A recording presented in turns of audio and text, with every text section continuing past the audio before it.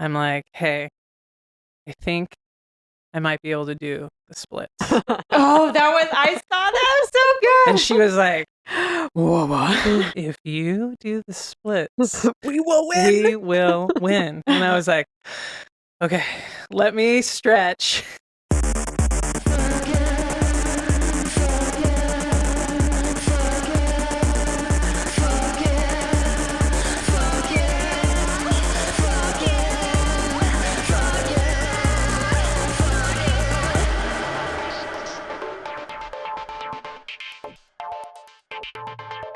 Hello and welcome to Fuck Yeah, the podcast where we say fuck yeah to RuPaul's Drag Race. I am one of your hosts, Sarah, and I am joined by my very techie co-host, Robin. Robin, how are you doing? I am trying to be techie. I don't know if it's actually working. Hopefully this sounds like butter. We got some new equipment and I'm not totally confident that we're using it correctly, but we're doing what we can. You're working your ass off and looking good while doing it. Thank you. Thank you. I tried. What's giving you a fuck yeah right now? Oh, you know what's giving me a fuck yeah right now is the new documentary El Dorado. Ooh, okay, say more. It's this new documentary that's on Netflix that is about the nightclubs, in particular the El Dorado, that were live and lush and alive with queerness in the 1920s in Berlin. Oh, that is your jam. You know, it's my favorite, and it's 100 years ago now. It's amazing to think about what people were doing 100 years ago, but really, it was queer as fuck in Berlin. And it wasn't just the El Dorado, it was multiple places. Like you could go to these clubs in the 20s in Berlin and be able to go to multiple floors of queer ass shit going on. And like open trans performers and drag and all kinds of queer art. This is where like the black jazz musicians were coming over and playing freely in Europe. So it was just a magical, magical time. And then, of course, there was the 30s, which just, was the worst, literally. And what this documentary does is there's finally a documentary out there that does a good job of doing reenactments. It's very filmic and the actors are amazing and you can tell they're queer. It's so fascinating because they do it beautifully. I don't recommend everybody watch it. I recommend everybody watch like the first half because of course we all know what happens. It's interesting to watch the second half and see how they go about genocide on gay people and Jewish people and how it all starts and everything and disabled people and just all the, undesirables. It's interesting in reflecting on what's going on right now and how they do these little things and how they do it in order to gain more and more control over people. And they made a really interesting point in this movie. One person was saying, this was different from what happened to Jewish people, of course. But what's different is that they weren't trying to eradicate gay people. They were trying to stop homosexuality and gender expression, wanting that to be very conformed. Women are there to make babies for the war effort, basically. You're there to make soldiers. Homosexuality was undesirable because it doesn't make more soldiers. It doesn't serve the cause. It doesn't serve the war machine. And also it shows how little control that they have. Like if you're just out there wearing whatever you want and being happy and freely expressing yourself, that's not good for fascism.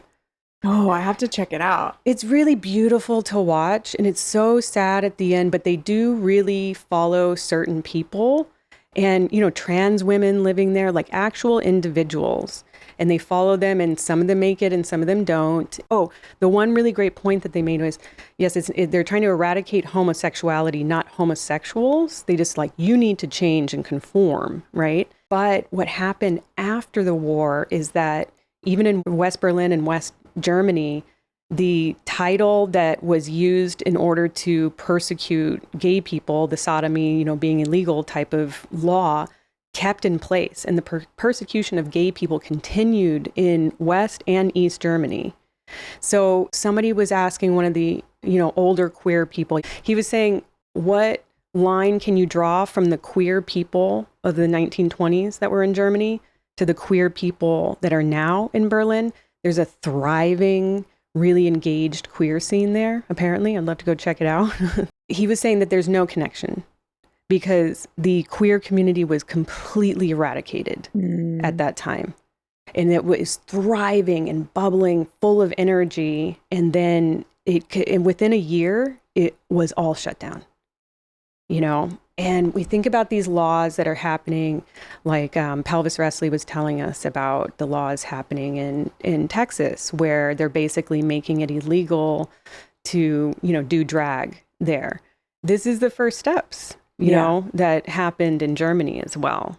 I think it's an important thing to watch all the way through in the aspect that we're going through something similar now, and we got to be aware and do what we can to stop it. Yeah. It's hard. It's really hard. It's hard to watch. It's really beautiful at the beginning. So if you don't want to have to face all of the heartbreak, or if you're someone who's really impacted right now by the criminalization of these similar things, perhaps it is not for you, but for those who have capacity, yes, I would like to watch it. That's a great way to put it. And if you don't have that capacity, you can always watch like the first 20 to 30 minutes because it's beautiful and it's really great to see that queer history. Yeah. And what people are doing. It's so delicious. They're showing them doing all the dances and wearing all the makeup and doing their shows and to be queer and doing drag in 1920s clothes. I'm like, I want to be there so bad, but it's such a heartbreaking time period because it was so rich and beautiful and free. And it lasted like 10 years. Well, what's interesting is that we're having a drag renaissance now. Exactly. Yeah. And imagine, or at least what I think of is just like the possibility of how this continues to blossom and grow, and kids who've grown up watching Drag Race, which we're going to talk about today. Yes. And the world that they're going to see is possible in terms of their expression. And if we had that through line from the 20s until now, how much further along would we be culturally? Oh my God. Had there not been so many oppressive forces throughout the 20th century that just continued to suppress all of this art and all of this expression. Sarah, I hadn't even thought about that angle. That's like an obvious thought process now that you say it. It's like, not only did we lose that chunk, that whole like many generations in between what is now in Berlin and what was there 100 years ago, but all of that progress that was lost, where would we be? Oh my God. Well, and I think that the same could be said of the 80s and 90s, right? Like we have such a break in our recent history of a massive loss of lives because the HIV/AIDS epidemic was just completely mishandled by the Reagan administration. And just the loss of intergenerational knowledge and transference of experiences and integration into, like each stage of queer culture is as if we are building it from the ground up. Right. Because it gets built up and then it gets torn down. It gets built up and it gets torn down. And we don't really have that same sort of cultural continuity. Yeah. Familial community continuity. And I think a lot of people are really going through it. It's a great documentary. And I do think it's relevant to what we're talking about today. There is so much drag in there, and drag is in danger. And when drag gets into danger, just like when women get into danger, which we are now as well, shit's about to hit the fan. Like we have to be very careful in these times. Yeah. Please. It's a red flag. Yeah, it's a big red attention. flag. Yeah. Pay attention. And so, and I don't mean to be a big bummer. It's like hard to talk about World War II documentaries without being a big bummer, but it is so delicious at the beginning. And it shows just how resilient I think queer people are and how important community is and how important nightclubs are to the queer community. It's not just going out and having fun or getting drunk. It is like the way that we are able to be together and express ourselves. as we should be able to. So it's true freedom, real freedom, and it can be taken away real fast overnight, literally. So anyway, watch El Dorado. Today, we are really excited to bring on Angie Evans. I am so excited about this interview on multiple levels. One is that Angie was so awesome on the show. So the premise of a recent episode of RuPaul's Drag Race was that they finally brought lesbians onto the show and put them into drag. And Angie Evans is a Butch identified Long Beach lesbian who owns the cafe Wide Eyes Open Palms with her wife, Kat McIver, who's the head chef. And Kat is my deepest, closest friend. Kat and Angie are Ruby's aunties. And so on a personal level, I'm just so excited to see Angie having this really big moment where she not only kicked ass on the show and is getting so much adoration and adulation and love from the fans of RuPaul's Drag Race, so well deserved, but also that she showed so much of what I know to be true about Angie, which is just a real vulnerability. She cried on the show. She gave a lot of transparency and personal shares about what it's like to be a butch woman getting into drag and how scary that can be. And so connecting with her femininity. So I'm just so excited to dive into this interview with her. I'm dying to know what happened behind the scenes. I know we got also. I mean, we're both Drag Race fans, and there's never really been an opportunity to talk about it on the show. So this is also going to be really fun for us to just I want to know about her personal experience, but I also just want to know some of the tea. Yeah, for real. Some of the behind the scenes. What is it really like? Yes, let's get into it. Yeah. Angie, we're so excited to have you on the podcast. How are you? I'm doing well, and I am super excited to be here. So, Angie, we were wondering, what's your favorite thing to wear right now? Clothing or otherwise? I like summertime, so if I can be wearing my chacos, I am very happy. So hot weather is very important to me. So, really? Yeah. So wearing kind of as little as possible in a butch way. Yeah. Shorts and chacos and a tank top. Well, I'm sorry. I'm super happy. Chacos are a certain kind of sandal? Yeah, they're not Tevas. They're another brand. They're like a hiking sandal. A superior brand of a sandal. Good amount of lesbians might know. Okay, Yeah. okay. I'm not butch enough to know. Who was your first celebrity crush? Well, I feel like I have two. Yeah. Maybe some people wouldn't know the first one, but my mom liked old movies. And have you ever seen Trouble with Angels? No. With Haley Mills? Haley Mills was in Parent Trap. Okay. You ever see that? Yes. Which one? The old one? I think The I saw old it as one. a kid, But Haley Mills in A Trouble with Angels, she was more of a teenager.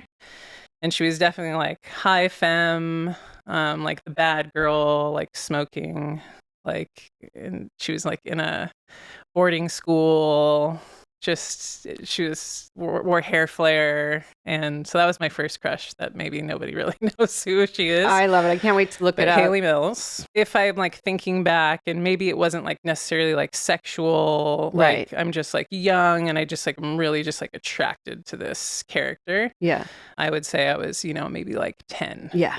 Yeah. Well, I'm looking it up. 1966. 66. And there are nuns. Yes. Yeah. She's in a boarding school with with none. Yeah.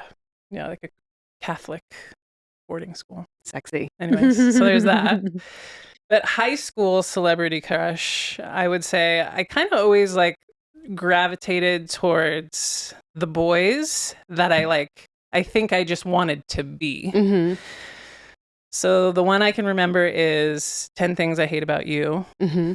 And I wanted to be Heath Ledger. And I wanted to court Julia Stiles. Yes. Yeah. That's great. So you had like a crush on the whole scenario. Yeah, for sure. Yeah. Like I thought maybe I was attracted to Heath Ledger, but no.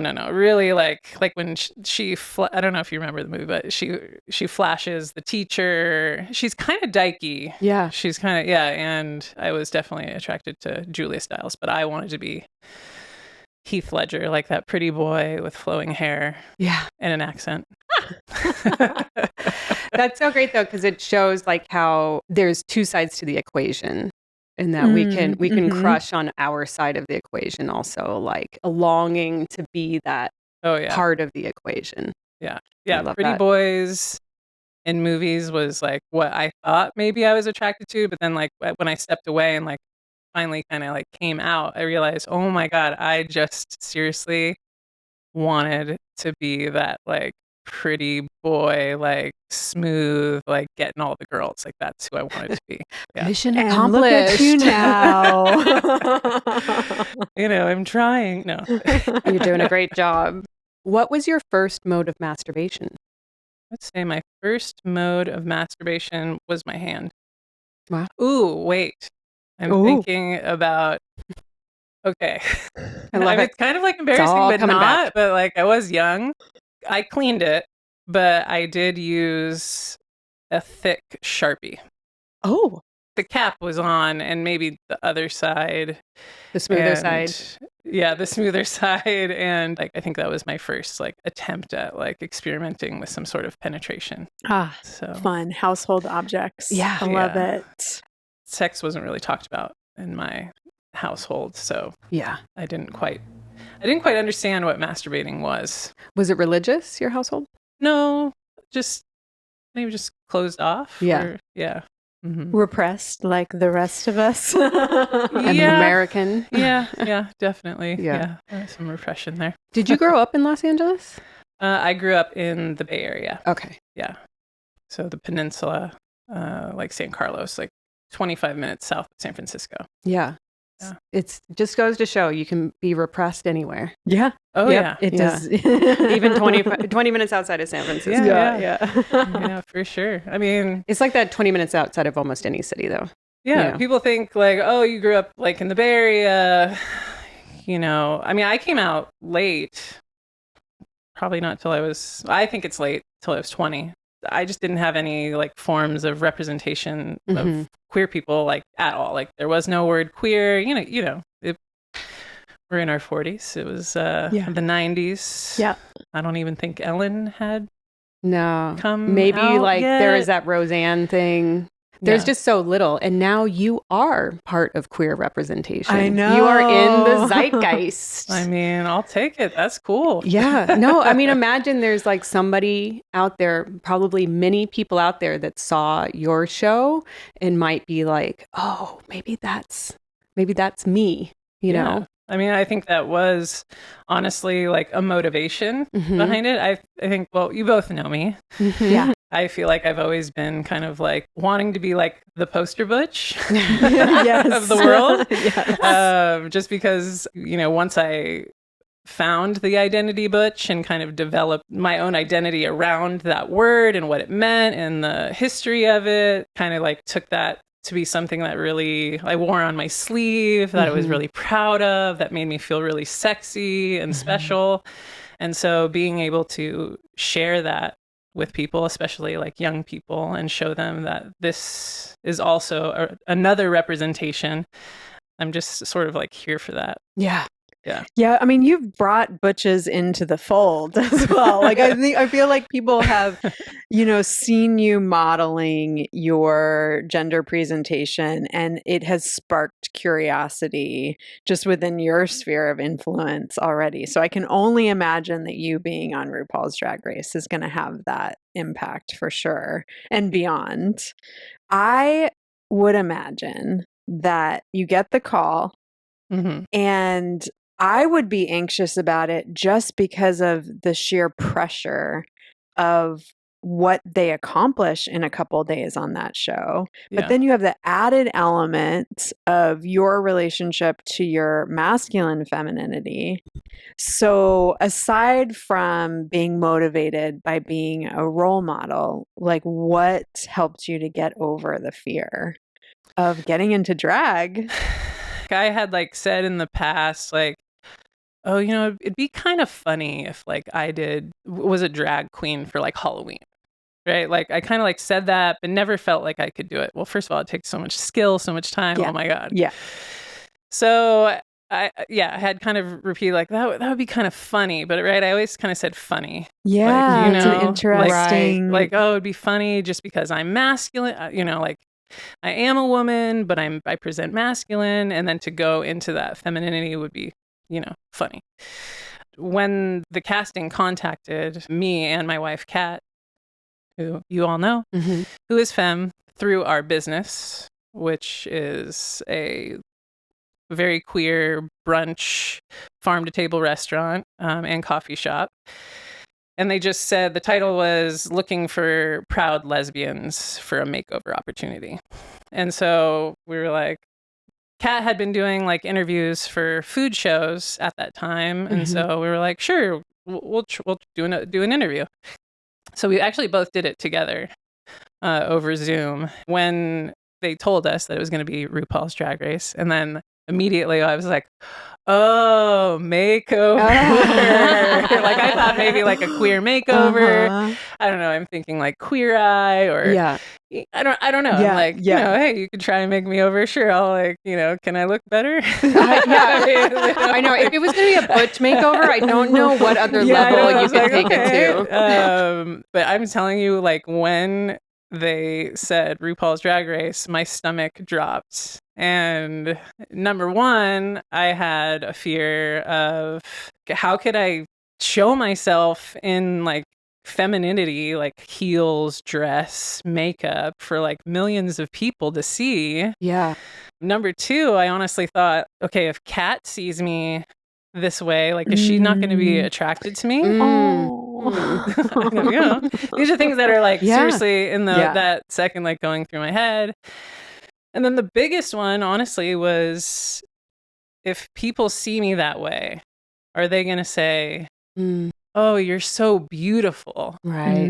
Kind of invalidating what I've worked so hard to like feel so confident and sexy and, I like to say handsome in as this woman that I am. Right. So I think that was like the biggest fear.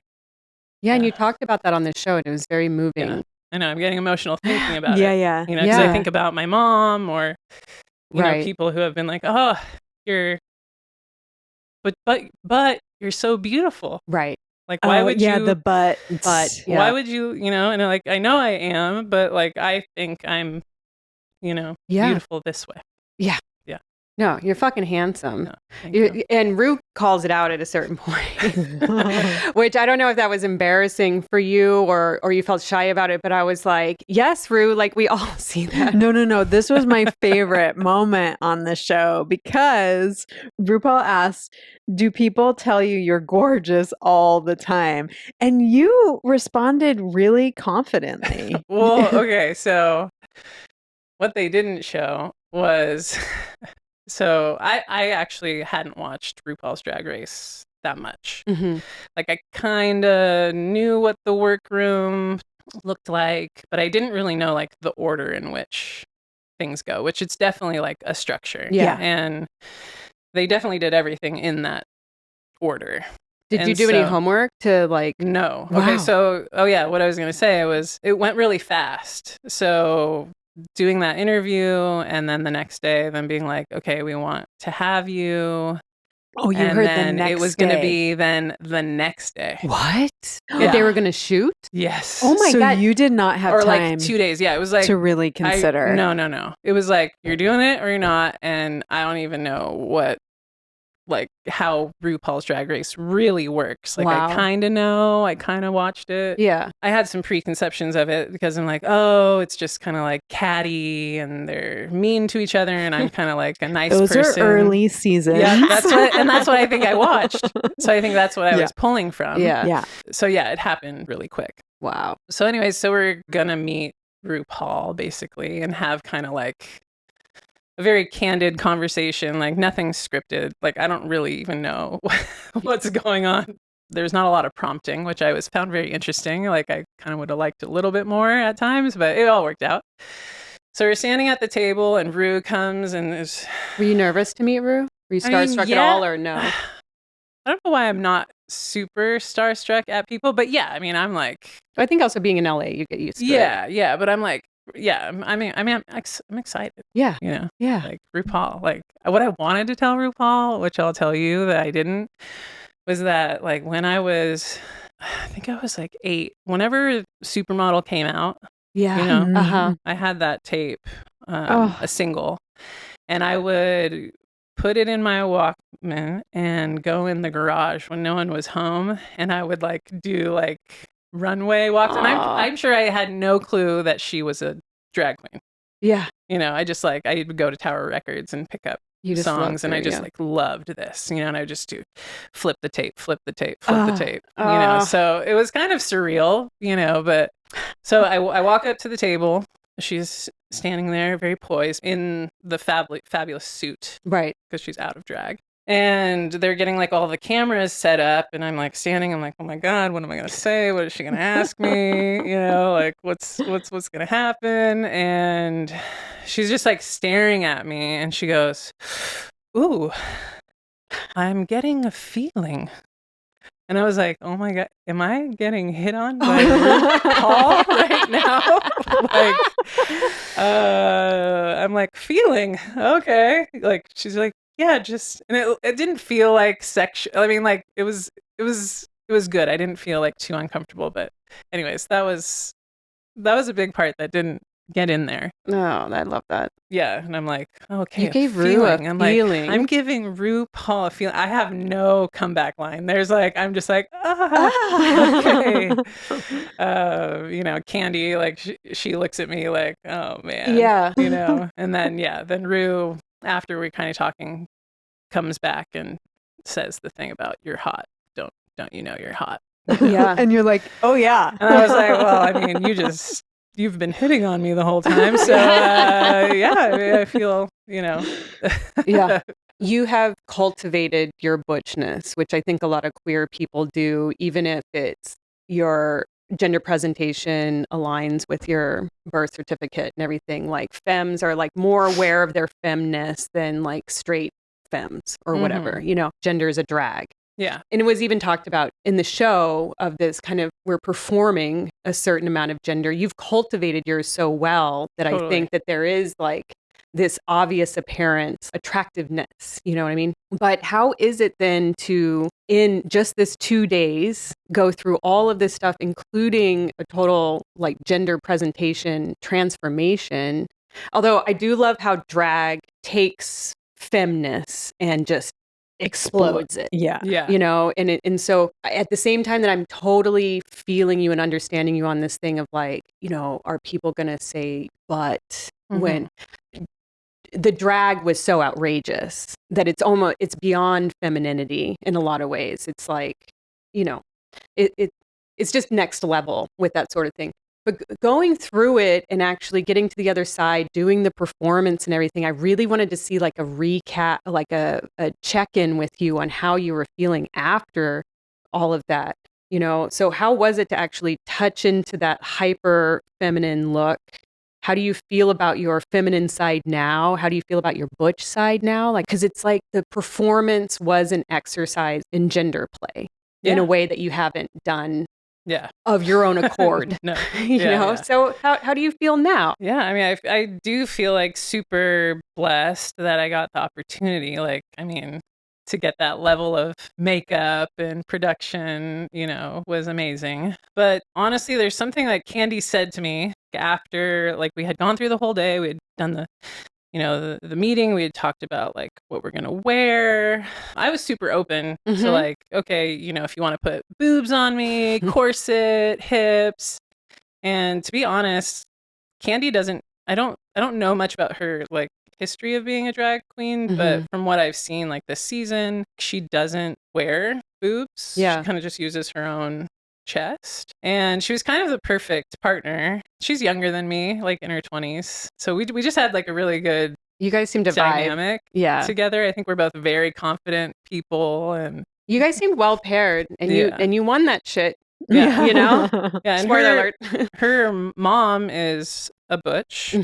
So that was kind of a cool connection. But yeah, we had gone through the whole day, like they show on the show, me trying to walk in these like wood platform heels, which were horrible. Like I could barely walk. And I was feeling a bit defeated. And I was like, by that point, like, it had been a full day. Like, we're going on like 12, 13 hours. I'm just like, and I like to do things good. I like to be good at what I do. And I'm a performer. I've never performed this way, but I'm a performer. So I wanted to do well. And I was just kept going, I just don't, feminine. Like, I just don't know how to be feminine, girly. And then she like turned to me. She's like, okay, hold on. She's like, you gotta stop thinking about it of being feminine and think about it as being a queen. Okay. So in your mind, and that changed everything. Yeah. What's the difference there? Because then I wasn't having to kind of like think of it in this like trauma of femininity that had been pushed on me, of what I thought like femininity was to be a woman, about what I thought even a drag queen was. Maybe I had these ideas that you had to have fake boobs, and you had to, you had to shave your armpits. Like I was like, oh, what about my armpit hair and my tattoos? And she was like, no, I love it. And like she put a corset on me, and she was like, no. And then I was like, oh, well, I'm wearing like a compression bra, and she's like, no, love it. Kind of, we're using your body. Yeah. And so it just made it feel more playful the way that she was going about it. Like I said, if I was with Jimbo, I probably would have been like, go ahead, give me the biggest tits. But it was just, she does her drag different. Candy does her drag different. And then I guess I do my drag different. I really just like seriously changed everything that I thought about drag and playing with gender. And so, the next day was the performance day. I just felt a little bit more free to like kind of just really be a queen. That's great. I think you see it in the show too. Yeah. You can tell there's a shift. Yeah, there's a shift from the first day to the second day. And they gave me pumps. You like the pumps better? The pumps were way better. Yeah. That's so interesting. That is funny. I would take a chunky heel any day over pumps. I have a hard Those time. chunky heels were like walking on stilts. Yeah. That was rough. Yeah. I mean, it's the height can be hard, but I love that getting out of your head around, because the way that you are a woman is fantastic, right? So like, if you're approaching it trying to think about, I need to be a woman in a different kind of way, versus this is a performance where I get to embody this whole new thing. That's really cool. Yeah. I love it. It sounds like she did a lot of really good coaching, and the editing doesn't necessarily show that. Like, you could tell that the two of you had chemistry, but like her kindness towards you, because I was, super on your like side. Yeah. And as I was watching it, like all of her interview stuff is like, we've got to win. And she seemed stressed. And I was like, you leave Angie alone. No, but she wasn't like super sweet to me. That's actually that's like what I need. You know what I mean? Like, I'd be like, no. Okay, we're going to do it this way. And I'm like, okay, we're going to do it. I needed that. Like, I don't need you to like baby me. Yeah. And so I think was the good dynamic. And I don't baby anybody else. You know what I mean? So I'm like, nope, we're going to do it this way. I mean, we even she was a big part of the choreography, but like I kind of helped. We did work together on the choreography. Nice. Yeah. So kind of figuring out like, who did the parts and different things. And they didn't show the full performance. Right. Ours was really good. No, I really enjoyed the thing of you guys like vying for the judge's attention. Oh, yeah. That was really cute. Whose idea was that? I think that was her. She was like, Okay. yeah, let's be like sisters, but like, yeah, we're just like trying to outdo each other. Yeah. And I was like, perfect, I got this. Yeah, let's do it. The same as how like I redefine what a woman is being masculine, and because I take from masculinity the good things. You know what I mean? The positive masculinity. Yeah, I mean, the patriarchy comes into play. There's toxic masculinity, right? So, like, I'm a feminist, I'm a woman, so I'm taking those things. And then I'm taking some things of feminine in my life and always trying to create that balance. But, you know, as I kind of said before, like, that fear of traditional femininity, like, being pushed on me, that was what was scary to show people. You have developed quite a fan base by being yourself on RuPaul's Drag Race. I'm sure you have seen this, but we found in an article that there is is it a Reddit group that is calling themselves Angie sexuals? I think so. Or Pangies. Pangies. And I love this because I could go on and on about everything that I love about Butches, and just like you spreading the gospel of Butch hotness to the world is thank you. You're doing such a service. How are you feeling about this? What is this like doing to your swagger? I mean, I'll take it. I mean, you know, I just turned 41, so I'll take some hotness, love, you know. Follow me at Angie Evans Butch. You know, go ahead, give me all the love you want. I'm super down for it. I haven't gotten a lot of that since not being a musician and performer, so it was flattering to see the very long Reddit and very hilarious, like Reddit about me. Gotten a lot of DMs in the past. Used to get emails. I've had face-to-face, you know, which a lot of women, even men, like gay men, you know, have kind of questioned their sexuality and want to tell me that. I don't know if it's just like I am, you know, which sometimes can be flattering and sometimes is a little like, okay, you know.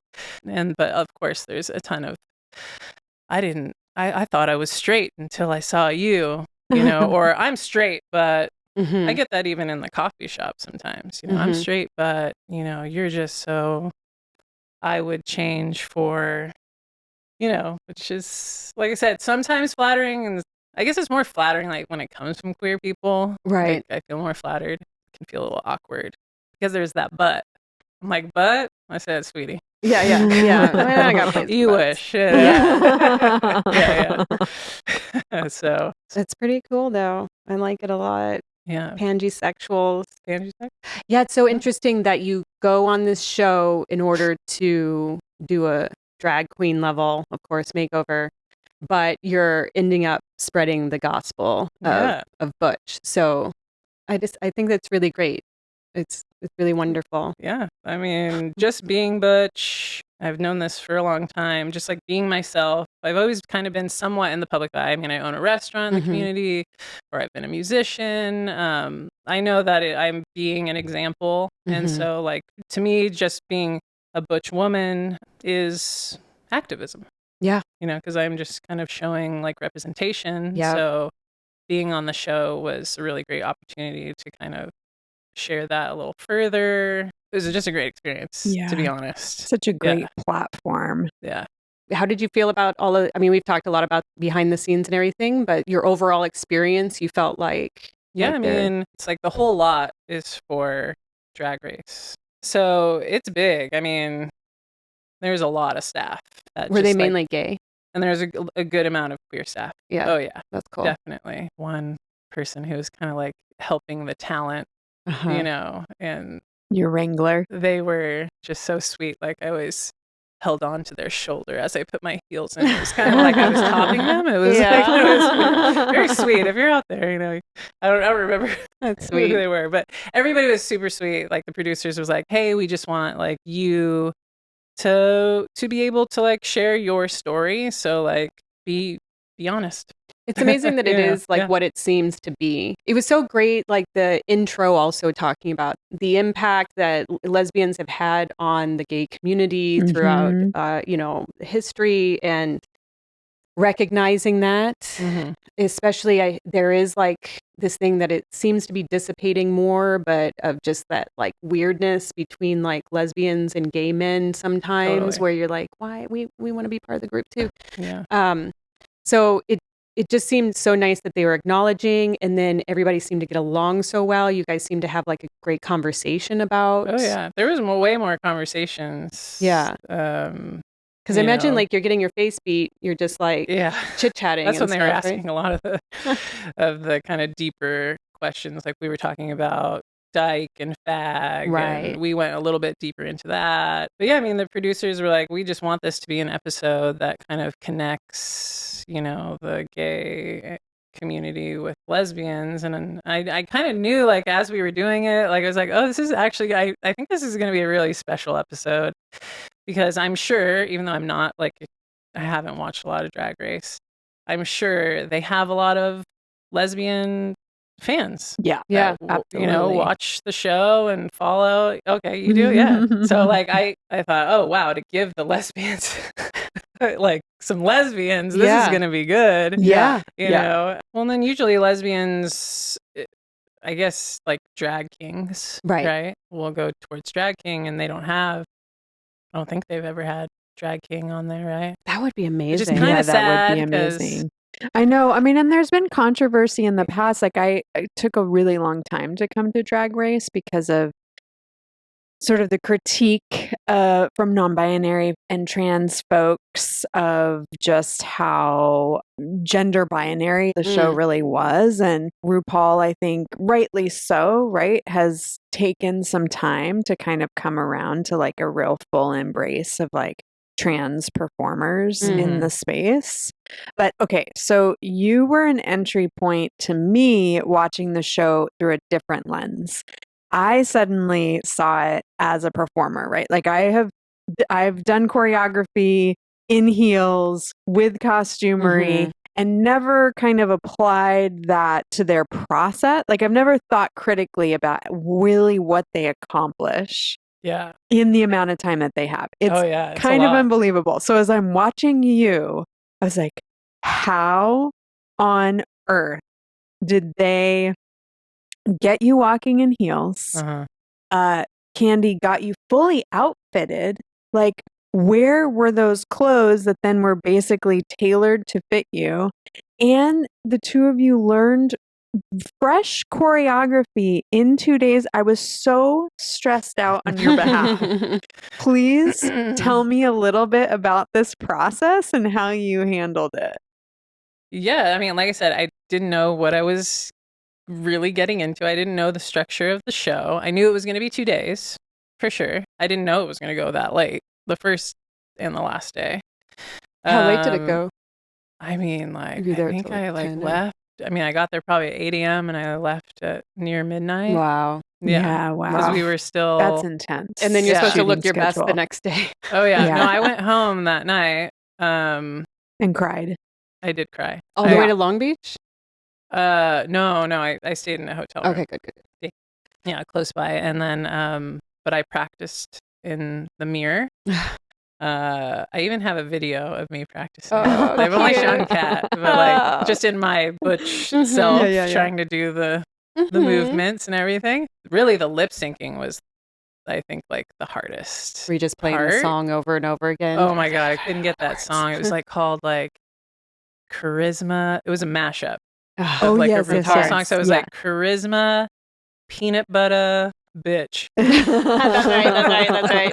So like the last part of the song is like a rap. So like that's hard. Yeah. Right? You know what I mean? So luckily we decided to kind of split it up into parts so that we didn't have to memorize like everything. But yeah, I mean it's kind of just like the show. Yeah, we didn't know we were going to do a lip sync until I think like after that first meeting of Ru, then they brought us out and was like, surprise, we're going to do a lip sync. Here's they do that shit the all mashup. the time on that show. So that shit's real. It's a real surprise. Everything it looks was so surprise. contrived. Yeah.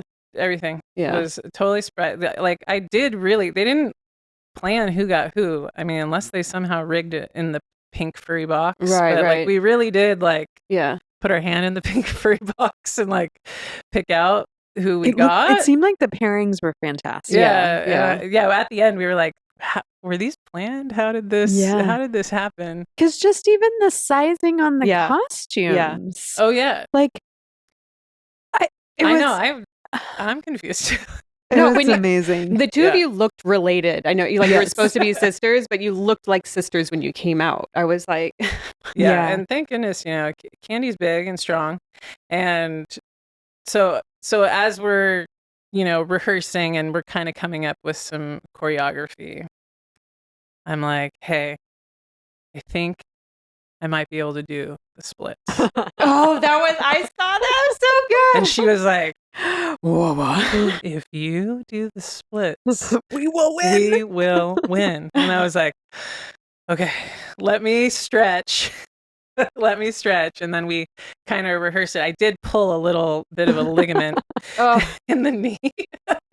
But if you see in the part where I do go down, like I needed her to hold my hand, and she got it real tight, because I was gonna go down in heels, right? So I was like, I need to go down slow. You don't want to break your groin. Yeah. And she just looked at me and she's like, I got you. Oh, that's so good. Like we so both were like looking at each other, after like the other two had gone, and they were great. They were fantastic, of course. Yeah. They didn't do as much choreography as we did, so we kind of like looked at each other and we were like, oh, we got this. We're gonna kill this. Yes. We're gonna win. And so when we got on stage, we were just like pumped. We were ready to go. Oh, I love that. That's so exciting. It was exciting, invigorating. Yeah. To be able to do it. I mean, the stage is huge. It's a huge studio. They have the swinging, cameras. Wow. Yeah. But then you have an audience of 4 people, which also on your behalf, I was stressed out, because that's the worst when you're not performing to an audience. Did the lights and cameras get you to turn it on? I mean, the music is loud. Okay, oh, that's good. Yeah, that's great. Yeah. But that thing of like having 4 people for your audience, but knowing that literally millions will probably see it. That's crazy. Yeah, was that going on in your head? No, my mom always used to say, like, you're so shy, but like get Angie on a stage, and we don't know what the hell, like, who the fuck she is. Yeah. My mom's from New York, so I was like, who the fuck she is? I don't know what she's she's like, get her on the fucking stage. And she can't get her to, order something. When I was little, I was like, that was a big thing. So I don't know, getting me on a stage, like that's where I feel like, okay, let's do. If I'm like, confident, I was like, all right, let's do this. Yeah. Nothing brings you into the present like being on stage. Yeah. You're just so laser focused. And I was really excited. I loved the original Queer Eye, so that Carson Kressley was there. And they didn't say his comment towards me on the show, but he gave me a good praise. What was it? Just like, just the best makeover. I don't remember exactly, but I love Carson Kressley. So that's awesome. That was sweet. Well, it sounds like this opportunity was absolutely meant for you. I'm so happy it found you. Is there anything that you want to say to Drag Race fans? Yeah, they're like hardcore. And but every fan that's like followed me and sent me like sweet DMs or commented sweet things, like thank you, keep following me. I have some things coming up, maybe not drag queen things, but some my brand Butch things coming up. I think the sweetest comment was like, someone posted that their daughter was watching the show, and she said, "Look, Mom, that's me in the future." Like me as my Butch self. You know? And I was like, heart melt. Well, I do have to say, as Ruby's auntie, I am very appreciative for you in Ruby's life, period. But this experience in particular, I think that I'm watching Ruby have such a expansive idea about what femininity is, and a lack of constraint around gender presentation. And I think I sent you a video of Ruby I know, it was so watching cute. it, and mostly she's just stoked for you, like Mhm. was just riveted. But I also know that it is just planting these seeds in her brain of like so much positive affirmation Yeah. around you going through the makeover, you performing, you being your vulnerable Butch self, like Yeah. all of it. Thank you. Yeah. You're welcome. Yeah, I mean I love Ruby so much, and I support any part of her gender journey. You know what I mean? And Yeah. I love being there for her to be an example. Like, if we paint face, we could do eye makeup, and then we could do mustaches and beards. Yep. You know what I mean? Yep. Like we could, we could do a lot of things. Like I want, to be an example, because I do identify as a woman, like, and I'm always redefining what it is to be a woman. I think it is good to have that example because I get to feel comfortable in my body and my womanness while embracing my masculinity. Yeah. Yeah. And I will say, you look great in drag, Thank you. but you look much better, Butch. Thanks. Yeah. It totally suits you. There's no buts. Why I don't know can't if I you? would have chose that hair. That hair was pretty heavy. Heavy ass But it hair. was pretty funny that it was a redhead. Yeah. Yeah. My wife, Kat, is a redhead. Yeah. Yes. Aw, cute. Well, where can people find you? What do you have coming up that you're able to share? Well, you can always find me at my cafe if you're interested, because that is a big part of my life's work at this moment. And you can just go to wideeyesopenpalms.com or at wideeyesopenpalms on Instagram. Or I do have a splash page for angieevansbutch.com, or you can just follow me at Angie Evans Butch on Instagram. Yeah, I do have some things that I kind of don't want to share just yet, but they're like kind of big, cool things for my career that are coming up. So follow me there, and I will share. We look forward to hearing about that. Yeah. We might have to have you back on, Angie. Okay, Love that would having be you. Well, thank you, Angie. This Thanks has for having me. been It was really very lovely. special.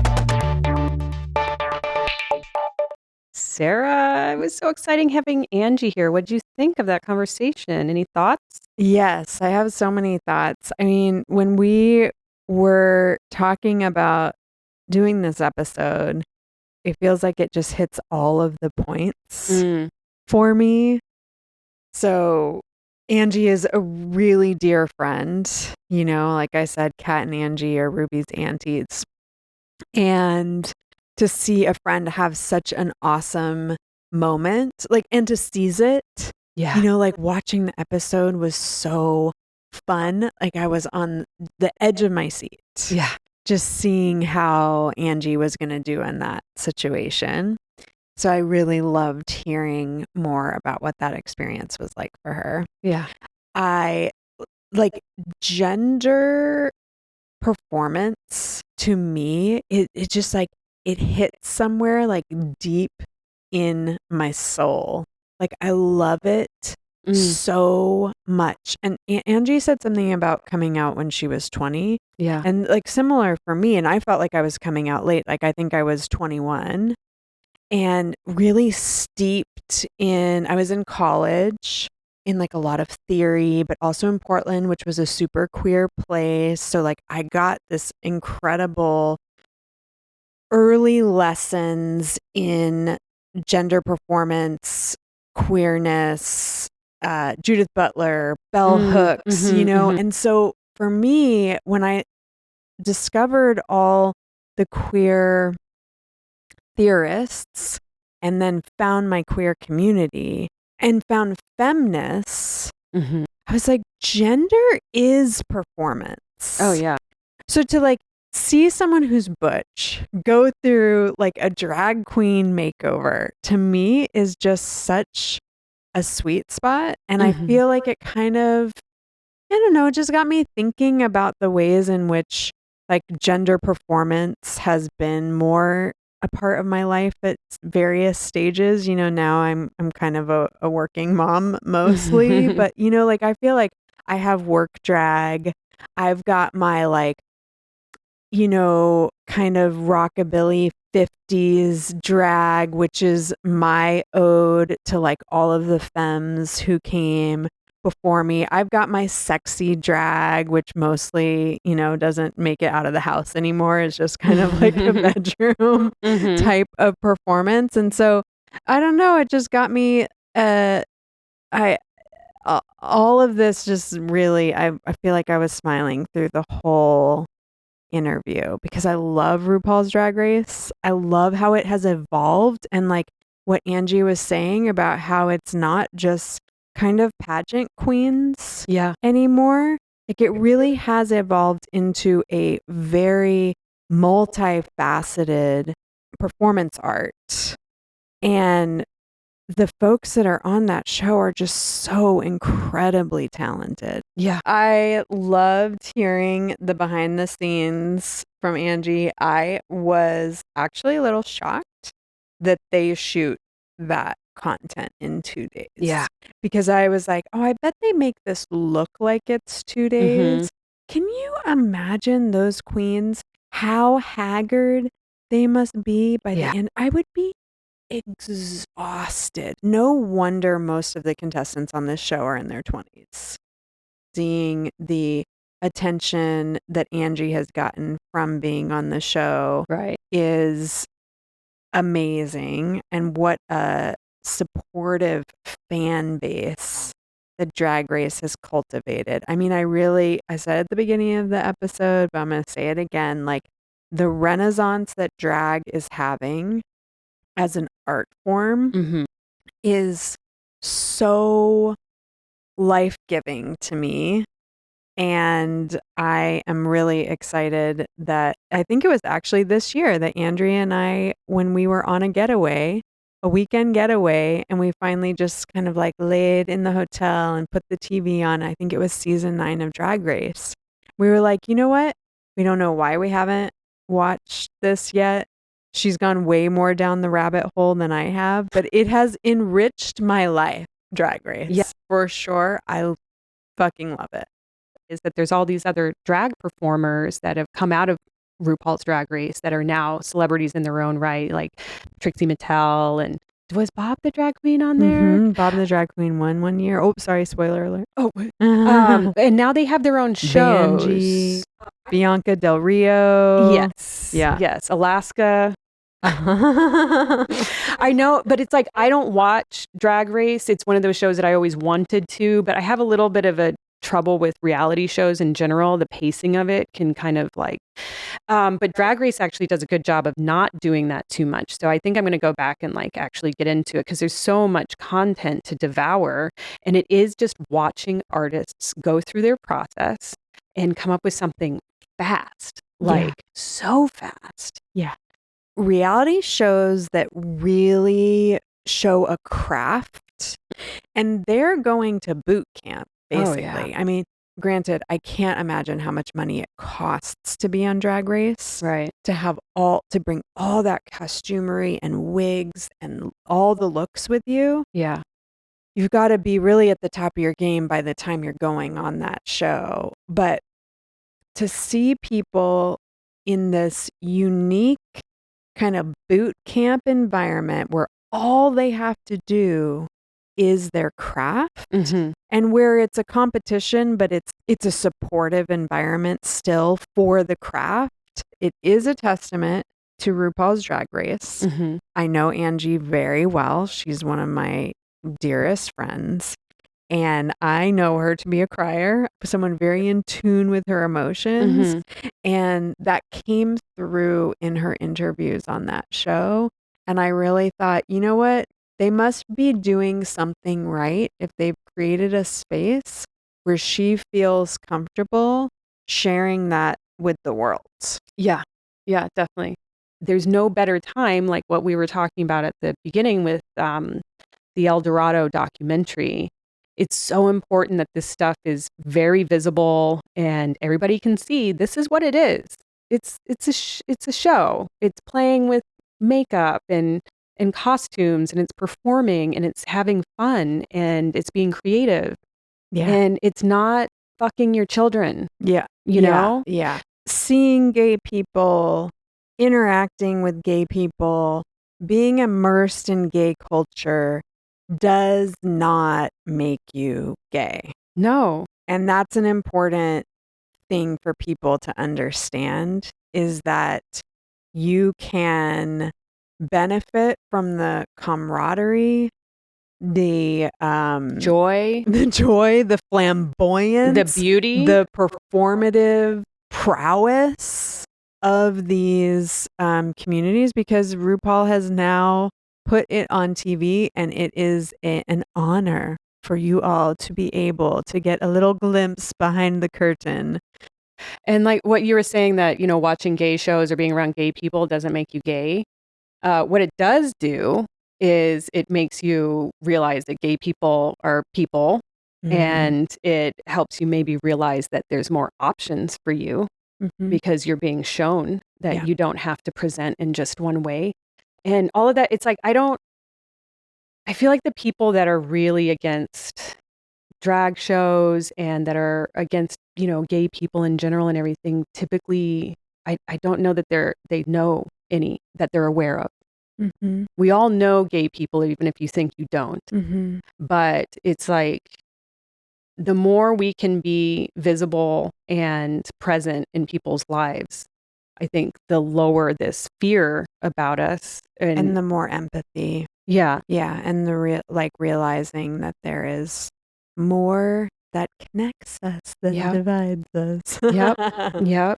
Okay, well, everyone has to find Angie online at Angie Evans Butch.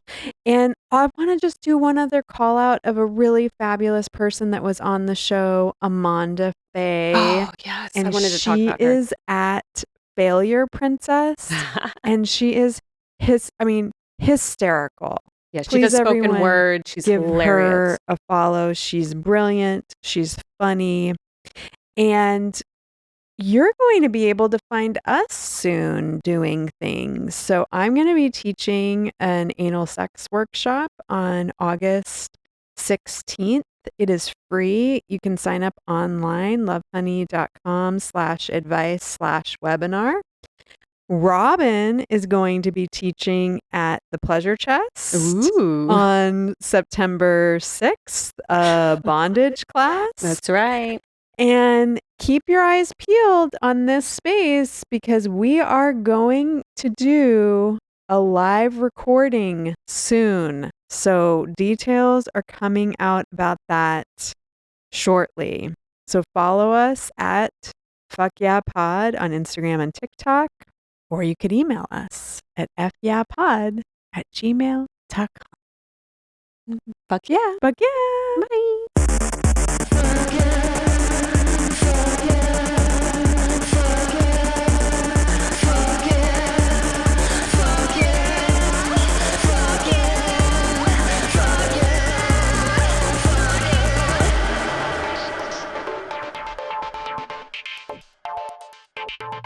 Fuck Yeah Podcast is hosted and produced by Sarah Tom Chesson, #MyMom, and Robin Jennings. Theme music is by She, Her, Sir. If you're enjoying the podcast, it would mean a lot if you would rate, review, subscribe, or share with a friend. You can get in touch by emailing us at fyeahpod@gmail.com or find us online at fuckyeahpod.com.